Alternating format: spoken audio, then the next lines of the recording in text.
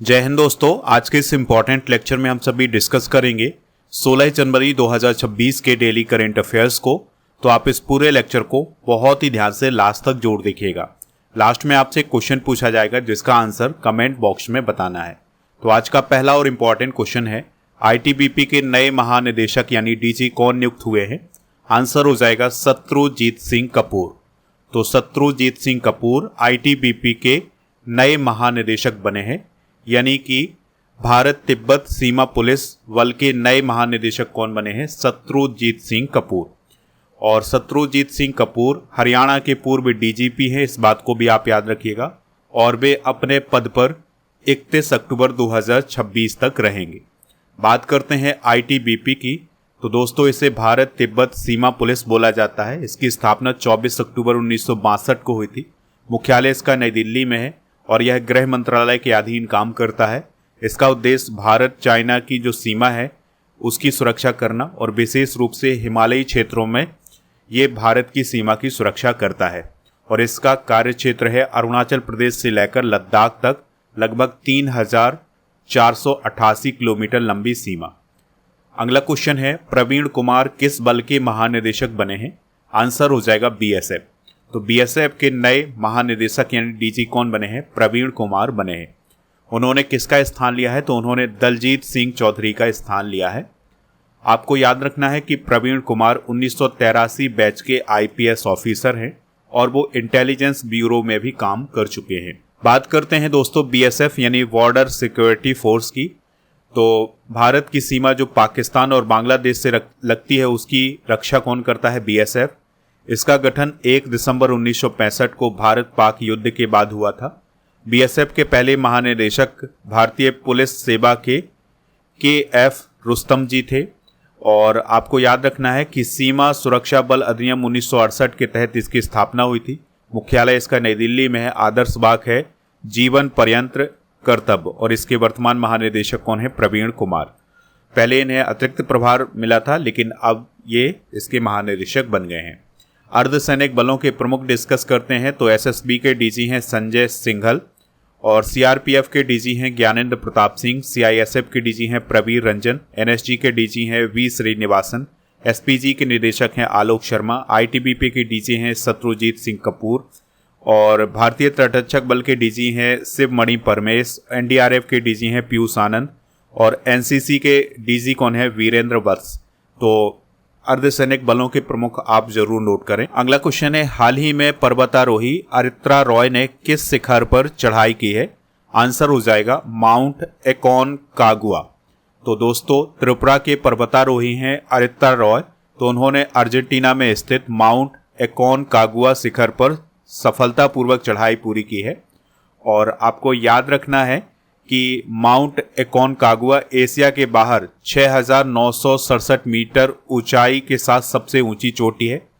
और इनके द्वारा यानी अरित्रा रॉय के द्वारा जो चढ़ाई पूरी की गई है वो -40 डिग्री तापमान पर की गई है। बर्फीले तूफान और भारी हिमपात हो रहा था, इसके बीच उनकी चढ़ाई पूरी हुई है। अरित्रा रॉय माउंट एवरेस्ट पर भी चढ़ाई पूरी कर चुके हैं, इस बात को भी आप याद रखिए।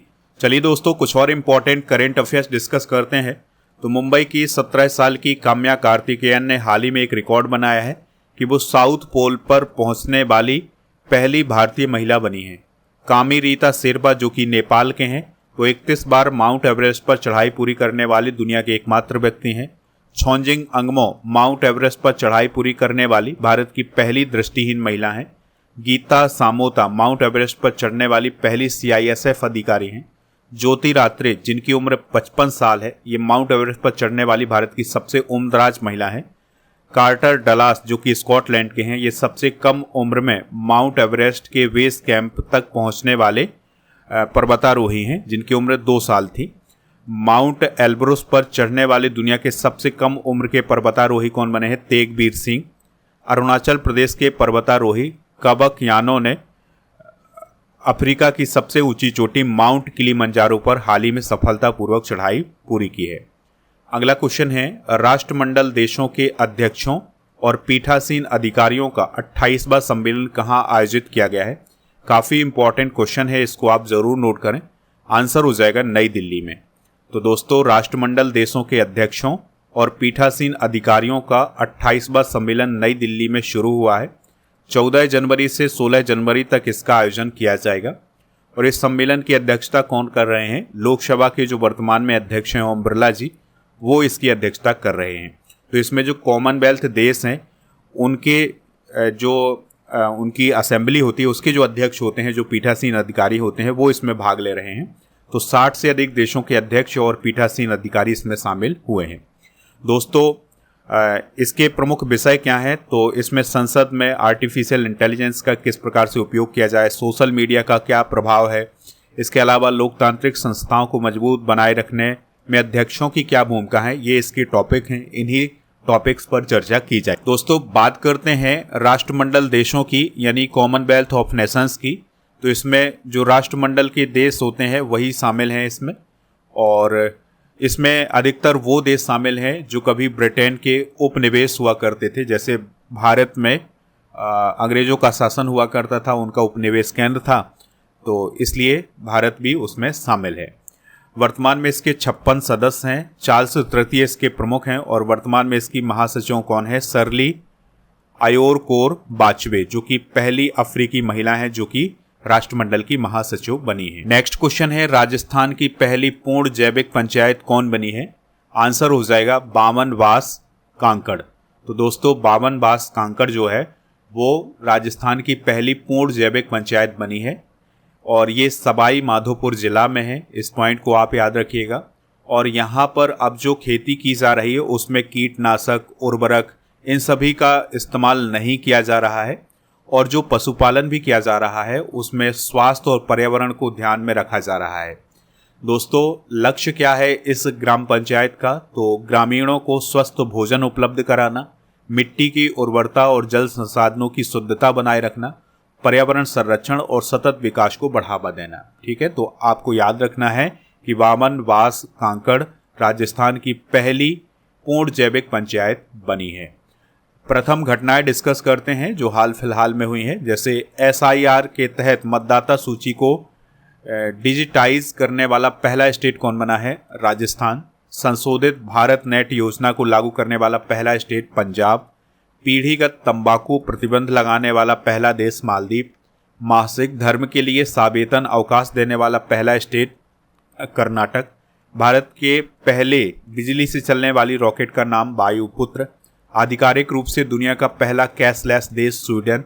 अत्यंत गरीबी से मुक्त होने वाला भारत का पहला राज्य केरल।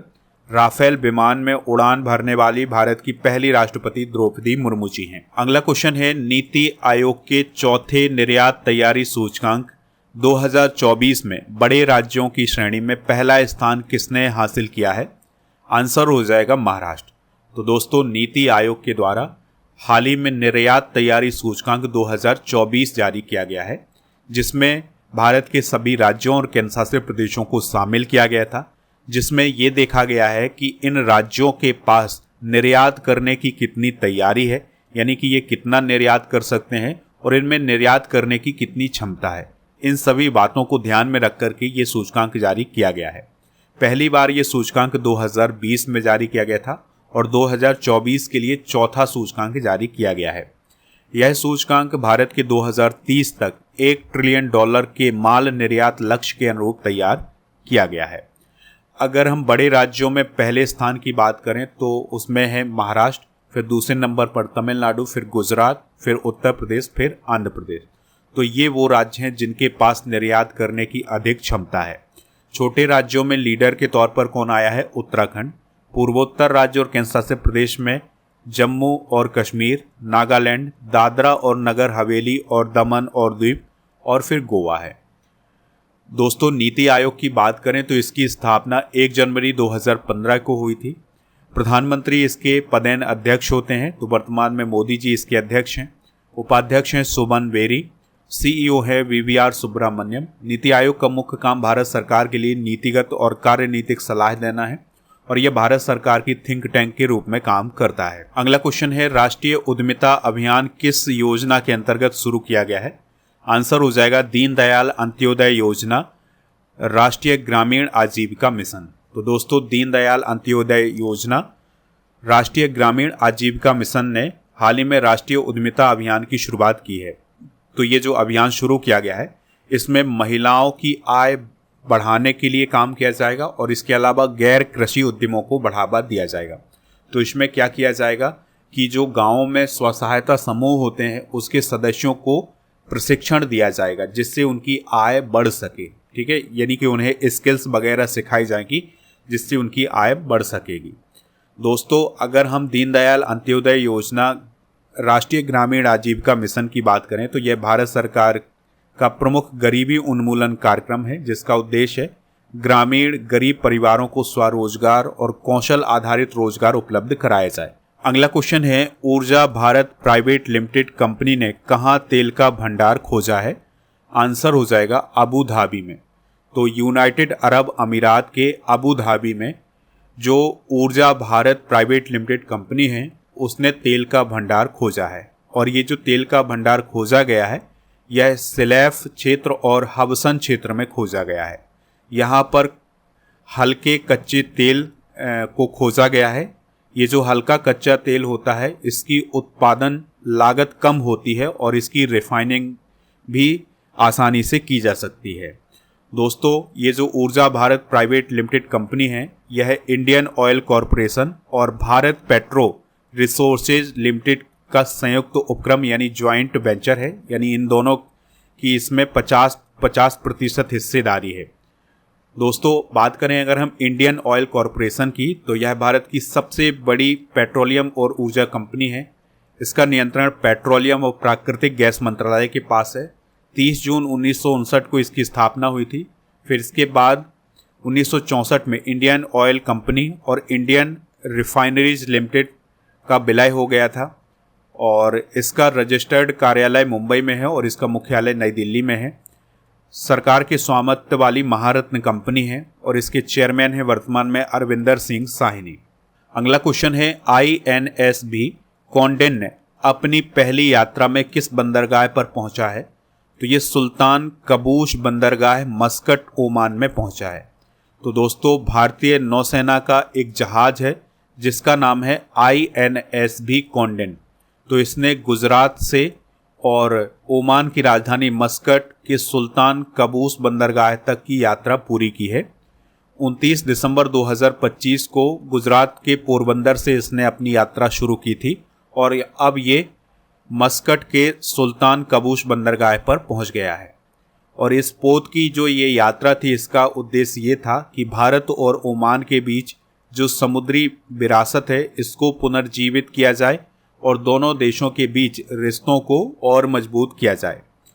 अगर हम INSB कॉन्डेन की बात करें तो ये इसलिए खास है क्योंकि इसका जो निर्माण है वो प्राकृतिक सामग्रियों से किया गया है और इसका इस्तेमाल प्राचीन विधियों का उपयोग करके किया गया है। यहाँ पर आप इसे देख भी सकते हैं। यह जहाज अजंता की गुफाओं की चित्रकला में दर्शाए गए 5वीं शताब्दी के जहाज पर आधारित है। ठीक है, तो 5वीं शताब्दी में जिस प्रकार के जहाज हुआ करते थे उसी प्रकार का ये जहाज बनाया गया है। अगला क्वेश्चन है, इजराइल हाल ही में संयुक्त राष्ट्र की कितनी एजेंसियों से अलग हो गया है?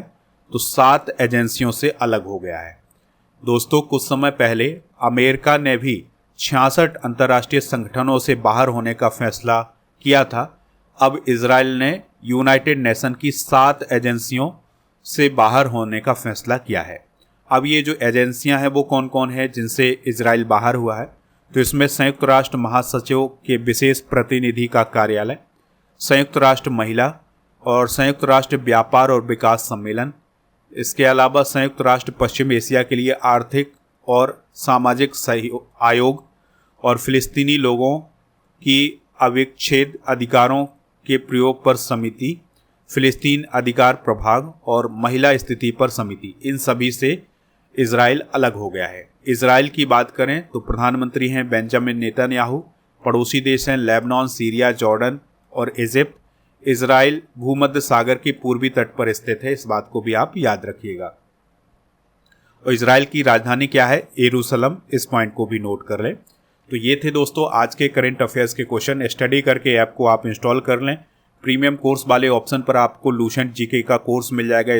इसको आप प्राप्त कर सकते हैं। इसके लिए कूपन कोड यूज करना है लूसेंट 500 और इसमें फ्री मिलेगा आपको 18,000 से अधिक topic by subject by test series, 12 महीने का टेस्ट, 12 महीने के मंथली करंट अफेयर्स की बुक हिंदी इंग्लिश दोनों मीडियम में मिल जाएगी।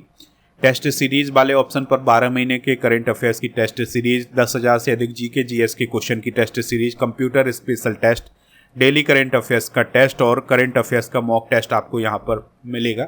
कॉम्बो पैक आपको ऐप पर प्रीमियम कोर्स वाले ऑप्शन पर मिलेगा।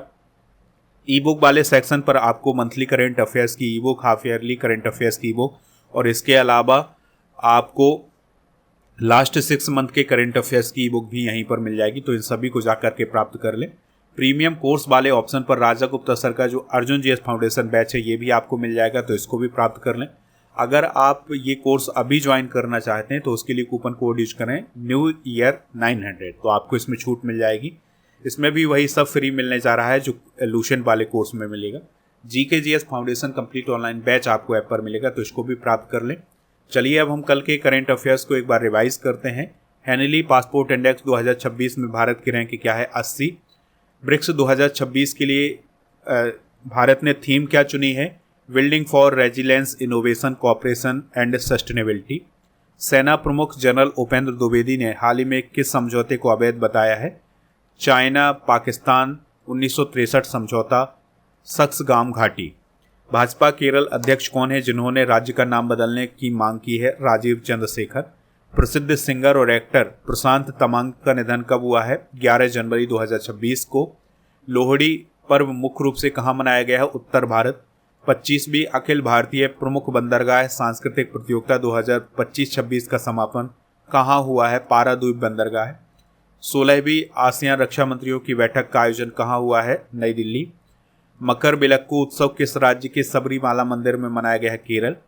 भारत ने अपना पहला स्वदेशी लेग्ड मोबाइल मैनिपुलेटर किस नाम से लॉन्च किया है? स्कॉर्प।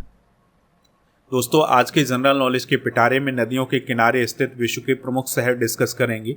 जैसे रोम इटली में है, ये टाइबर नदी पर है। लंदन इंग्लैंड में है, थेम्स नदी पर है। पेरिस फ्रांस में है, ये सीन नदी पर है। मॉस्को रूस में है, मौशकाबा नदी पर है। खार्तूम सूडान में है, नील नदी पर है। काहिरा इजिप्ट में है, नील नदी पर है। अशबान इजिप्ट में है, नील नदी पर है। वॉन जर्मनी में है, राइन नदी पर है। कोलोन जर्मनी में है, राइन नदी पर है। और बर्लिन जर्मनी में है, स्प्री नदी पर है। अच्छा आप बताइए दिल्ली किस नदी के किनारे है?